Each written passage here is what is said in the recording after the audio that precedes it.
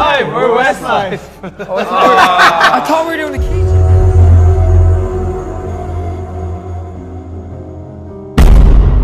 Nung makapasok at mamayagpag ang grunge music o alternatives eksena nung early 90s, marami ding boy bands ang nakakuha ng kasikatan dahil nung early 90s din na unang nakakuha ng success ang Boyz II Men at dumating din ang Take That from UK. Tapos nung mid-90s, lumabas na din ang mga Backstreet Boys, Boyzone, NSYNC at marami pang iba. Kung baga mga idol, bago mauso at sakupin ng K-pop ang mundo ng musika ngayon, itong mga boy bands munang ito ang naunang naghari, nagpatili at nagpaindak sa mga tita at nanay nyo. Well, syempre, nakikanta din naman sa kanila ang mga tatay at tito mo. Sa video natin ngayon, tatalakayin natin ang isa sa minahal na boy band ng mga Pilipino at sigurado ako, madalas pa rin natin itong naririnig sa iba't ibang lugar, lalo na nga sa mga may okasyon at mayroong video okay. Kahit nga ako mga idol, suking-suki ako ng mga kanta nilang katulad ng Flying Without Wings, If I Let You Go, Swear It Again,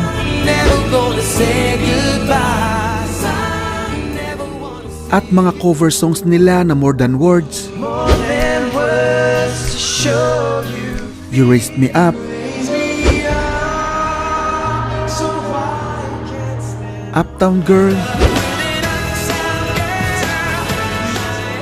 at napakarami pang iba. Halika at ating kilalanin ang Westlife, ang isa sa mga boy bands na namayagpag sa mainstream nung araw. Paano nga ba nabuo ang boy band na ito? Bakit umalis ang isa nilang miyembro? At nasaan na sila ngayon? Tatalakayin natin lahat yan, pero bago ang lahat, intro at shoutouts muna tayo mga idol. Maraming salamat.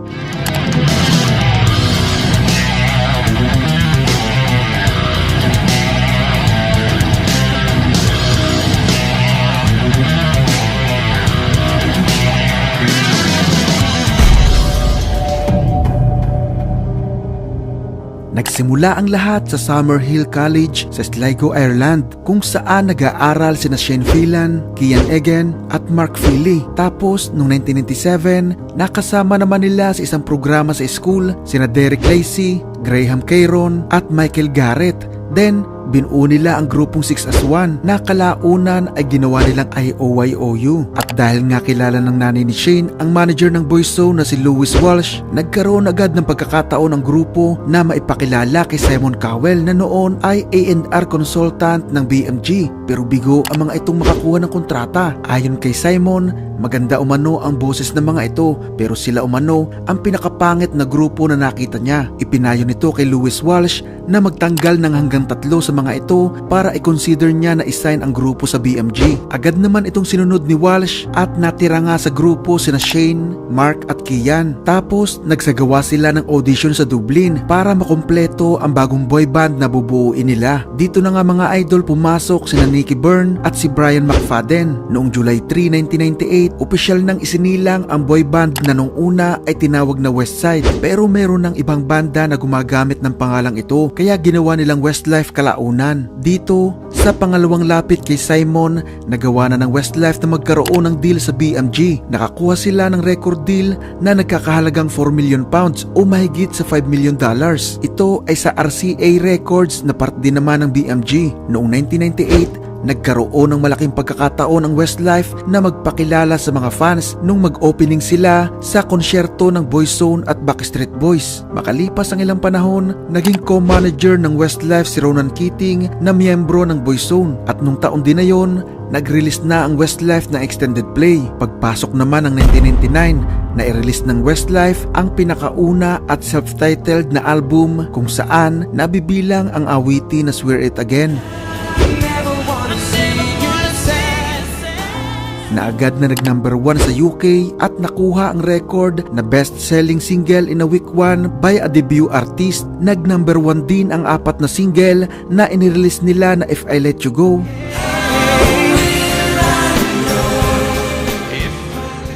Flying Without Wings, ang double-side single na I Have a Dream and Season in the Sun. Then, ang Full Again.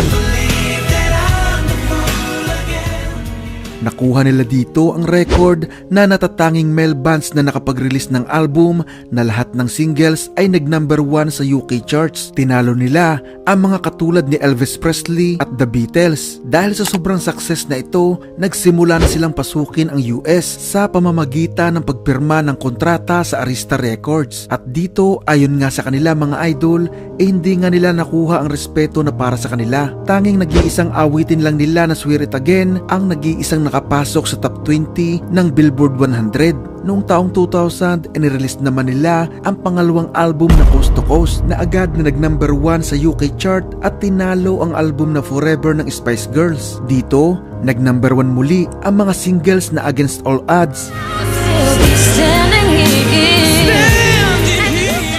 at My Love, na dumagdag sa record na naiukot ng Westlife sa kasaysayan ng UK na pinakamadaming sunod-sunod na debut singles na nag-number 1 agad sa UK music charts. At dahil dito, nabigyan din sila ng Guinness World Records. Ganong kalakas idol ang impact ng Westlife nung araw. Ganon pa man, ang nakapagtataka, hindi nila napasok ang US. Hindi sila nakakuha ng kasikatan dito. Samantala, ang pang-8 single naman nila na What Makes a Man ay naging number 2 lang sa UK charts at ito ang pinakaunang single na hindi nag-number 1. Noong 2001, na-release naman ang pangatlong album na naging number 1 muli sa UK. Andito na sa album na ito ang Uptown Girl, Queen of My Heart at World of Our Own,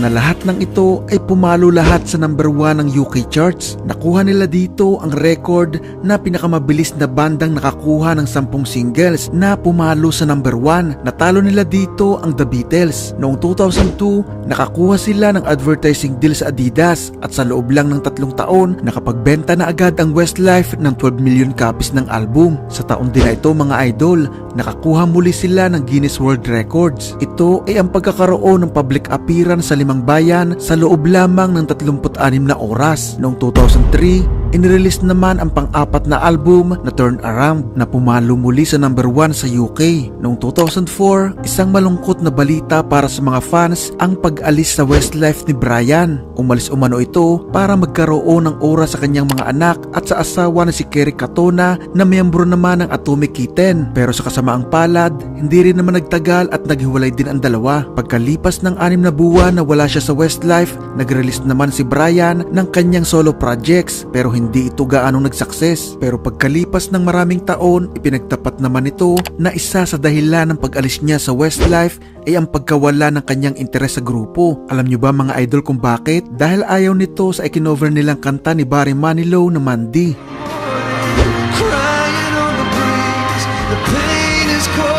Kinakahiya niya umano ang awiting ito. Samantala, sa pag-alis ni Brian, nagpatuloy naman ang natitirang 4 sa kanilang mga tours. Then, nag-release ng pang-5 album na Allow Us to Be Frank na pumalo naman sa number 3. Sa taon din ito, nakabenta na agad sila ng 30 million copies ng album at sila ang biggest live act sa UK. Noong 2005, inirelease naman ng Westlife ang pang-6 na album na Face to Face na muling bumalik sa number 1 at kasama sa album na ito ang kantang You Raise Me Up.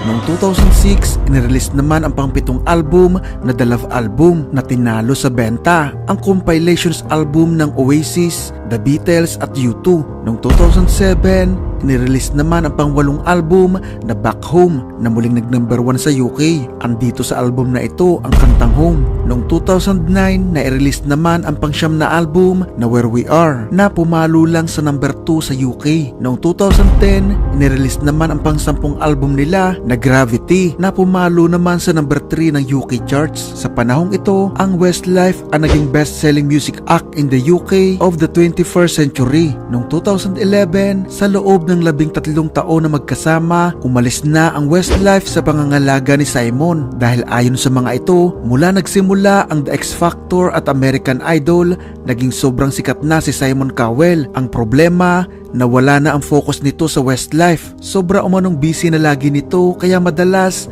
natututukan lang nito ang Westlife sa mga last minute na lamang. Naging usap-usapan din ang nababalitang pagbabalik ni Brian McFadden pero itinanggi naman ito ni Kian at iginiit na matagal na silang 4-piece sa Westlife kaya hindi na umano mangyayari pa na ibabalik pa nila si Brian. Pero sa taon din na ito ng 2011, nag-announce ang Westlife na maghihiwa-hiwalay na sila pagkatapos ng mga natitirang tour. Sa panahong ito, naging trending sa Twitter sa iba't ibang bansa kabilang na nga sa Pilipinas ang mga hashtag na Westlife Forever at Westlife galing sa mga fans na sobrang nalungkot sa split na nangyari sa boyband na ito. Nagsagawa naman ang Westlife ng huling konsyerto sa Ireland noong 2012 kung saan ay nabenta lahat ang tickets sa loob lang ng 4 na minuto. Pero dahil sa sobrang dami pa ng demands, nagsagawa pa ulit sila ng isa pang konsyerto na dinagsa ng mga tao na sinasabing sumubra pa nga sa capacity ng stadium. Napanood din ito ng live sa 300 sinihan sa UK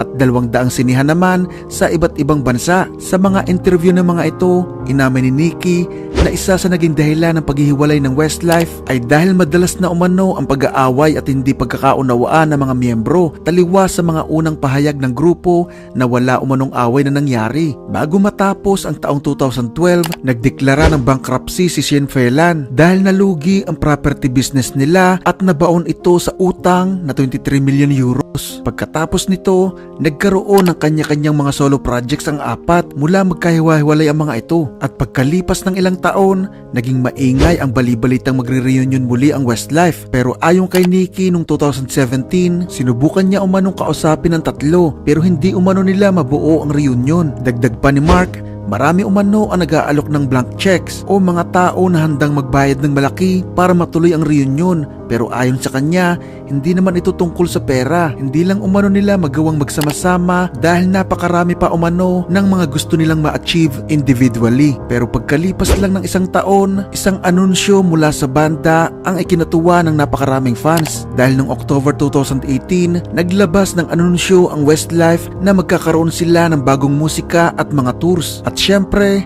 hindi nawala ang mga tanong kung kasama ba si Brian sa reunion. Sinagot naman ito ng direkta ng Westlife na hindi na umano yun mangyayari pa. Inamin din ng mga ito na ang pag-alis ni Brian nung panahon na nasa itaas pa sila ng kasikatan ng kanilang karera ay nagbigay sa kanila ng sobrang sakit ng kalooban at matinding takot. Dahil sa pag-alis ni Brian, naiwan sila sa isang sitwasyon na hindi nila alam ang dapat gawin. Kinailangan nilang mag-umpisa muli sa simula at mula umano nun, nasanay na rin sila na 4 lang sila sa banda. Kaya ang dati umanong grupo na kasama nila si Brian ay matagal nang wala. Samantala, ayon kay Brian, nakatanggap umano siya ng milyon-milyong halaga ng offer na galing sa iba't ibang grupo para umano makipag-reunion siya sa Westlife. Pero ang problema, hindi umano siya pinansin ng mga dati niyang kasama. Hindi niya umano alam na mayroon pang sama ng loob sa kanya ang Westlife. Pero sa opinion ko mga idol, hindi naman siguro dahil galit lang sa kanya. Siguro nga, nasanay na nga lang talaga silang aapat sila sa grupo. Samantala, ayon kay Shane at Kian, noong 2015 pa sila unang nagkausap para sa reunion. Yun ay ang mga panahon na nag-release si Adele ng kanyang kanta na Hello. Dahil sa kasikatan na nakuha ng kantang ito, na-inspired marahil ang Westlife at sinabing ganon kagandang kanta ang kailangan nila para sa kanilang mga fans. Kung kaya naman sa kanilang pagbabalik, kinuha nila ang artist at composer na si Ed Sheeran na kalaunan ay nakatulong sa kanila sa pagsusulat at pagbuo ng 6 na bagong kanta. Kinuha din nila ang isang composer pa na si Steve Mac. Noong November 2019, na-release nila ang pang-11 album na Spectrum na siyang nagpatunay na isa pa rin ang Westlife sa mga malalaking pangalan sa music industry nung pumalo muli ito sa number 1 sa UK. Nasundan ito ng napakaraming tours at projects. Nakabalik sila sa kasikatan at patuloy pa rin sa pag-break ng iba't ibang records. Pero syempre, sa mga panahong yon, nag-umpisa na rin ang pandemya kaya naapektuhan din lahat ang kanilang mga ginagawa. Pero ganun pa man, nakapag-release pa ang Westlife ng pang-12 album nitong 2021 lang. Ito ay ang album na Wild Dreams na pumalo sa top 2 sa UK charts. Magsisimula muli ang tours nila mga idol sa July ngayong 2022. At syempre, napakalaki pa ng posibilidad ng bagong albums in the future. Sa ngayon, ang Westlife ay mayroong 12 studio albums, isang live album, 9 na compilation albums at 16 na video albums. Hindi maitatanggi na ang musika ng Westlife ay minahal ng napakaraming fans, lalo na nga ng mga Pilipino, at sigurado ako na kung lumaki ka kasabay ang kasikatan ng boyband na ito, hinding-hindi mo rin ipagpapalit ang mga awitin nila sa mga kanta na nauuso ngayon sa kasalukuyan. Tama ba ako o tama ako? Pag-usapan natin yan sa comment section. Nagustuhan mo ba ang video natin ngayon? Kung oo, wag na wag mong kakalimutang mag-subscribe at i-click ang notification bell para lagi kang updated sa mga video na tatalakay sa mga paborito mong banda. Paki-like na rin ako ng video na ito mga idol bilang suporta sa ating channel. Maraming salamat sa inyong panonood.